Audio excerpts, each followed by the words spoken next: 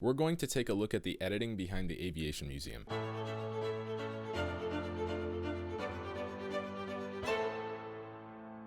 When editing, every shot of a film should have a purpose behind it. We're going to take a look at 4 techniques: repeating the action, editing to movement, beats and gaps, and the subversion of expectations. Repeating the action. For example, in Mission Impossible, they show the action of him turning around a whopping 5 times. But this is an extreme example. When you repeat the action in editing, it does 2 things. It helps the audience get a better understanding of what's happening, and it adds more intensity to a movement to make it feel much more impactful. The effect can also be used a lot more subtly. Here's a great tutorial on editing from an old YouTuber I watched back in the day. It's over, Rico! Drop it!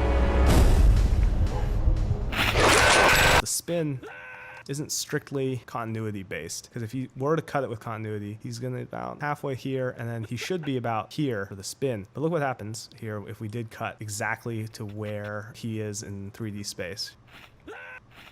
It actually feels a little bit too fast. Part of this is because when you cut, your eye has to take a second to sort of reacquire the image and adjust to what it's looking at. And if you cut like this right away, you don't really quite pick up with it until a little bit too late. So it actually doesn't even feel like he's spinning around.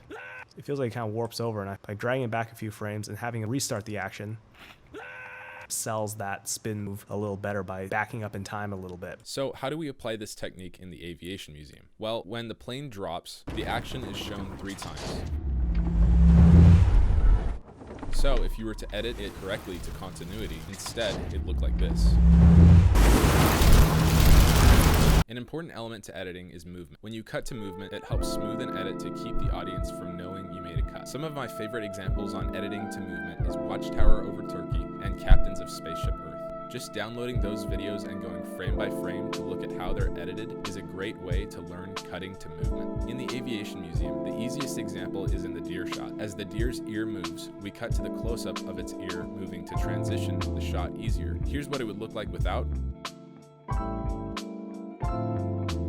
and with. Beats and gaps. For the wheel shot, I wanted a beat of silence before the loudest part of the plane's impact. If you include a beat of silence among loud action, it helps to break it up and give the viewer a second to breathe. I don't have anything against film being loud for a moment or two, but I do have a big problem with a film that is loud continuously for 20 or 30 minutes. Nothing really seems loud because everything is loud. Without that beat of silence, it looks like this.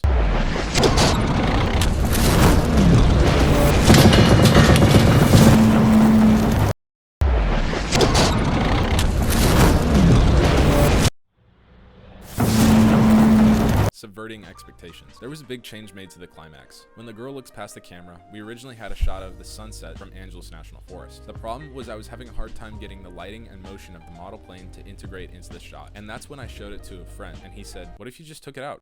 What, the plane? No, the whole shot. And then I thought about it, and he was totally right. If you take out the shot, it does 2 things. You add suspense because you don't reveal what she sees. If we just showed Angeles National Forest, it's actually kind of a lame reveal because a sunset is already what you're expecting. The second is that it subverts your expectation to a reverse shot of her looking at the plane on display instead. This makes for a much more succinct way of telling the story by bringing her back into the museum. So this concludes the aviation breakdowns. I hope you enjoyed them. Consider subscribing below. Thanks for watching.